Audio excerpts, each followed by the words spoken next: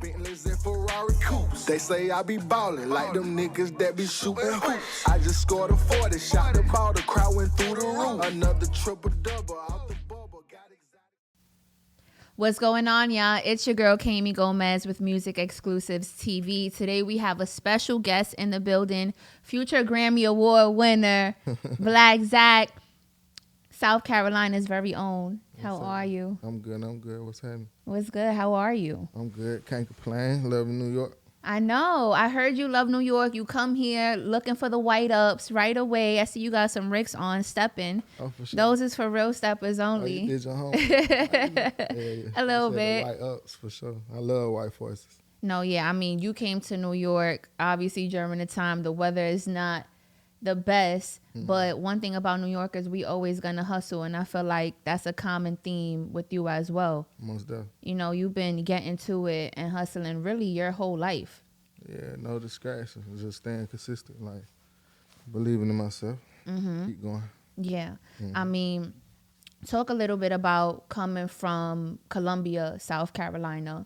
You know, you were raised in the projects, right? But always kind of had some sort of motion going on. Talk about like what it takes to believe in yourself and to really like be out in the streets, get into the bag. Coming from Columbia, South Carolina, it's like you gotta be like, I feel like you gotta want it extra. Like you gotta extra want it versus other places because we don't got really no opportunities. Mm-hmm. And it's like you got to really like stay focused and really like believe in yourself to want to make it out of there. Mm-hmm. So with that being said, it's like shit. Coming from Columbia is just, you know, I just feel like we kind of got an advantage already because coming from there, like I just feel like a lot of people ain't experienced that. Right. So it's like shit. You know, it's just one of them places, but it ain't all bad. Mm-hmm. You know what I'm saying? So it just. It is what it is. When was that first moment that you kind of realized that you wanted more for yourself? Obviously, everybody always wants to make it out of where they're from. But when did you say, you know what, I think I'm going to decide to go in with music? Like, when I realized I had to get some money and I didn't want to work no job, like, and, you know, just, I love music. Like, I found a love for music like at a young age because my step pops, he had a studio at the crib. Mm-hmm. So I used to always like hear music and just see what they had going on. So I used to try it out. Back then I made like one song and then I just stopped. And then I started it with the, like as soon as I got out of high school, then after that, it's just, I seen like the reaction I was getting and I was like, shit, I maybe can do something out of it. Mm-hmm. So, but I never wanted to be like the biggest in my city type shit. I always wanted to like compete with people that was, I feel like, where I wanted to be. Right. You know what I'm saying? I always had that mind frame when it came to the music shit.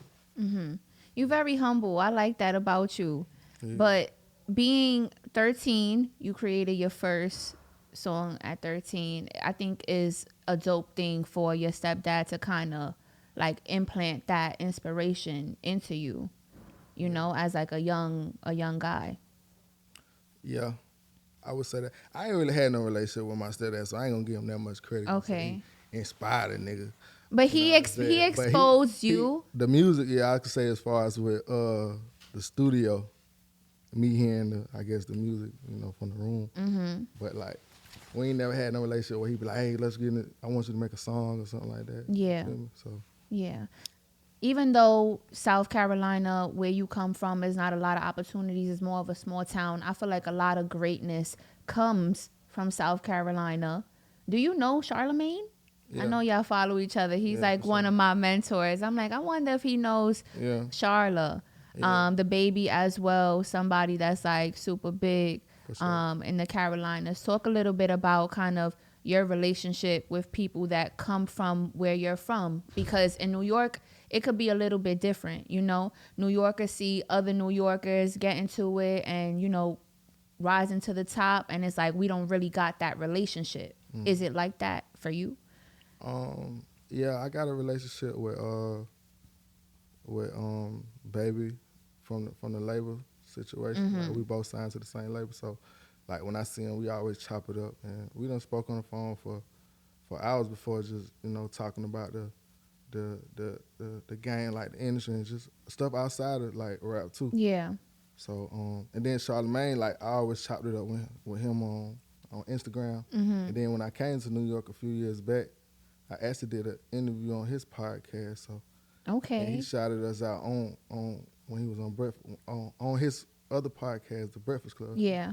So he always been tapping in too. So stuff like that always keep me like motivated to keep going, because I feel like those big names from the city too. So Right. with them acknowledging me, so it just make me want to keep going. No, yeah, for sure.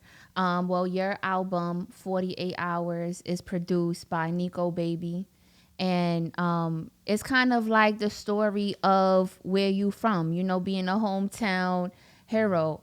I want to know, sometimes when you go back to where you're from, it's not really a lot of love shown. It could be a lot of hate. We've seen that happen with people like Nipsey, Young Dolph. Do you feel like when you go back to South Carolina, it's all love, or do you feel like, I kind of made it out and I'm going to tap back in whenever I feel like the time is right? Yeah. Like it was one point in time where I just was like just not fucking with nobody, but the people that like I've been rocking with. But I started fucking with people tapping in. But at the same time, back at home, you got to know how to move. Like I'm from there, so and I know how to move. And I ain't no friendly nigga like that. So it's like shit. It's just like you just gotta know how to move, because it's hate everywhere. It's hate everywhere, especially back at home, because everybody feel like they know you. Like Right. Oh, you made it out, and yeah. Feel like you made it, and they don't really probably even know what you got going on for real. You know what I'm saying? But it's like shit. You just gotta know how to move and just deal with it. But for sure, I really wanna work with some New York rappers, like whoever, like the pop up and coming rappers. Yeah. Yeah, I definitely wanna work with them. Well, you have a select few features on your project, 48 Hours. Who are some people that you could envision yourself collaborating with? If you could have a chance to do any feature right now, who would it be with? Right now, who I would see myself? Because I kind of don't work with everybody. I still ain't work with Gucci yet. Okay. And I was going to say, I don't know if people tell you this, like you kind of give me Gucci a little bit. For real? In a good way, yes. Appreciate it. No, I came up off Gucci. Like I came up listening to Gucci, like, so like Gucci, Jeezy, Dolph too, R.I.P. Dolph. So yeah, I take that as a compliment. Yes. Okay, good. Because sometimes artists, they a little bit like off the fence when you compare them to somebody. But as soon as I was listening to your music, I'm like, he definitely gives me Gucci. Yeah, for sure. And I don't really know. Like sometimes, like as far as like on the Life is Beautiful song, I was gonna originally name it like the Gucci Flow. Like, okay. Like 06 Gucci and Flow. That's my favorite song off the album, actually. Appreciate it. But other than that, like I don't really be seeing like how people like really compare me to like the Gucci's and the Dolphs and other than that, because I be seeing it in the comments. Like, I don't be seeing it, but I be like, shit. I don't really take it like be offensive. Because it ain't like them some greats. Yeah. Some good people to be compared to. Right. Yeah. You a real hustler, like really from South Carolina, really been outside. How do you feel now, kind of like after all of your success, everything that you've done? Like, life is beautiful, of course, but so beautiful. How do you feel? I want to know. Like, sometimes, how does it feel to be iced out? I just want to know. Blessing. Like, I ain't gonna lie, I put this shit on every day. I would too. Shit. I sleep in my shit. Like. Every day. I'm talking about do everything in my shit. But now on some real shit, it's a blessing, like, because I really know how I feel not to have this shit. Exactly. Yeah, so, but. Do you feel like it's kind of like a symbol for you, a symbol of like, this is how far I've come and I'm going to continue to keep going up? Or like, what does the jewelry mean to you? Is it just a part of your style? Is it more symbolic, or that's just you? Shit, it's the style. It's a statement. It's me. I like how the shit look on me. Like, I just, I got to have it on. It's just a part of me now. What would you say, like, estimated of what you got on right now? Because your diamonds is dancing, so I wouldn't even know what price to put on it. The crazy thing is, this a cool like 80. Just on the cool, just sitting there. You don't feel bad It's not even spending paying. $80,000 on a watch? Because I feel like if I had that much money, I probably would be like obnoxious and be spending it. But at the same time, I think because I come from nothing, I'll be like, damn, $80,000. You know what I could do with $80,000? I be feeling like that too. I would have felt bad if I only had like 100,000 and I spent 80,000 on a watch. I would be like, damn, I fucked up. Right. But I ain't did that, so it's like shit. And I know it's a good investment. It's a good investment, so it's like shit. This 80 right here, I can take it right back to the jeweler and get that, at least that. And shit, that shit gonna keep going up.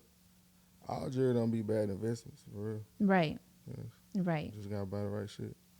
This is a presidential. This is the green olive face. Like this a real watch. So it's an anniversary. So shit, it ain't really like a lot of people. You can get it, but it ain't really like no. Yeah. Do you like the lifestyle that rapping comes with, aside from like the jewelry, the cars? You know, I feel like sometimes being in the industry, it could be a lot of politics, just a lot going on. Like, do you enjoy the lifestyle that rapping comes with? On the real, like, I feel like me, I kind of more like the CEO side. Like, I like the side where you like run the shit. Like, cause I ain't really like into like the rapper lifestyle. Like, I ain't really no good communicator. I don't really like going out a lot. You know what I'm saying? Like, so some people can kind of meet me and kind of it'll throw you off, it'll make you think I'm a certain kind of way, but really it's just like shit. I don't really after I shake your hand away, I don't know what else to say to you. You know what I'm saying? Ain't nothing else to talk about. You feel me? You feel me? Like, so that'll kind of throw people off. So it's like I really like to just sit back and I'd rather invest. I always like to invest in shit. And watch shit. Flip. Right. Make money. Right. I like that. Well, your songs, Granny House and Dirty Bop, have been going up. Do you feel the pressure sometimes to create like a certain type of music? Like, okay, this song has to be like more boppy so people could do a dance to it, or this song, you know, gotta feel a certain way? Yeah, I really go out the vibes, but at the same time, like I'm still tapped into what's going on too. Like you gotta be still tapped in to the culture of the music, like the TikTok Right. going on. So Right. a lot of people. So it's like you just gotta. I'm still like in tune, so it's like yeah, you just gotta go out the vibe and still be in tune with what's going on in the world. No, for sure. I mean, there's definitely a lot going on right now, but you also are in a relationship. Yeah. So I want to know, kind of just talking about investments. I don't really see rappers like that showing off their relationship and their partner. You know, do you feel like that's just something unique to you, or, you know, how have you decided to go about that, putting your relationship more in the public eye? It's like I'm still getting used to it because like this is my first public relationship. So it's like you got the trolls. Right. Got the people with their opinions. And sometimes social media could mess up a good thing. Do you feel like that? I mean, it could if you ain't really got that type of, I guess, understanding and relationship with your partner. Right. And shit. But that shit ain't fucking up shit over here. But it's like, I'm still learning it because it's my first public relationship, like I said. So it's like shit. And sometimes I see certain shit, I be want to respond to damn near, you know, sometimes, but I be knowing. And my girl be telling me like, shit, man, you can't even pay that shit no attention. Right. Was that like a conversation that you guys had? Like, okay, you know, we gonna post each other, you know, or did it just kind of happen naturally? She had got, like really, first we went to Jamaica and she had posted like a little, like something with me. So a little bit of people probably already knew what's going on back at home. But she came from Jamaica and got my name tatted. Oh. And I told her, I was like, That was the trip that did it. I was like, yeah. You smiling. But nah, though, then she came back, and I was like, I'm about to post that shit. And she was like, go ahead, post it. She thought I Okay. wasn't going to post it. She told me to post it. All right. Did you get her name tatted as well? Yeah, later on, I got it tatted. Later on? How much later on? No. Because as soon as if we get back from Jamaica and I tat somebody's name, you better get off the plane and go straight to get. You trying to start something. No. I ain't knew she was going to get it for real. She just popped up. Was this like a dare or this was just like a spontaneous act of love? Talking about Her getting your name tattooed.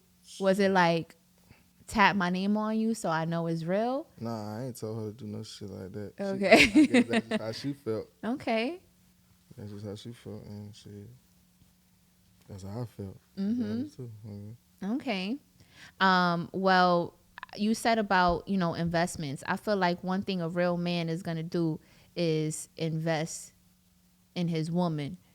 Do you feel like that has kind of been a part of y'all's story? Because I know, your girl, she's on Love and Hip Hop. She has her own thing going on. How do you feel like you kind of like invest in her?